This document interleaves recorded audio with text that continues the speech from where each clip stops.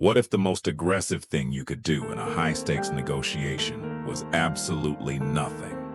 Stop letting awkward silences control you and start using them to control the room. We are conditioned by society to fear the gap in conversation, but that fear is exactly what strips away your influence.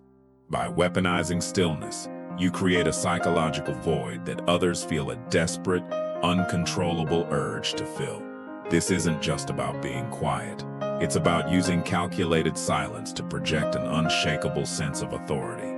It is about transforming tension into a tool of dominance that proves true power belongs to the calm. Today, we decode the elite art of the observational pause, the weapon of master communicators. In the psychology of human behavior, the urge to talk is driven by anxiety. When a conversation drops into a sudden void, the untrained mind panics. The brain reads the silence as a threat, a social rejection, or a sign of weakness. So, what do most people do? They rush, they babble, they over-explain, offer unprompted concessions, and leak critical information just to make the discomfort go away. They fight for the spotlight with superficial banter, completely unaware that they are bleeding out their negotiation power. But a master communicator views that exact same void as a strategic gold mine. They strip away the defensive urge to fill the air. Instead, they execute an observational pause. This is not a passive silence of shyness or insecurity.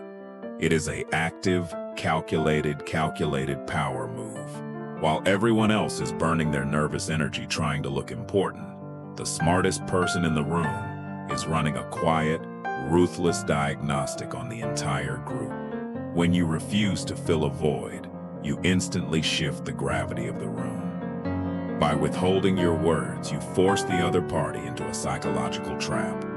Because human psychology facts show that people cannot tolerate a vacuum. If you stay completely still, unbothered, and emotionally regulated, the person across from you will subconsciously assume that you know something they don't. They will perceive your calm as an unshakable fortress of authority. And then, the magic happens. To break the heavy tension you've created, they will start talking. They will explain themselves. They will defend their position before you even attack it. They will reveal their true intentions, their hidden anxieties, and their strategic vulnerabilities. By doing absolutely nothing, you have forced them to lay their cards flat on the table.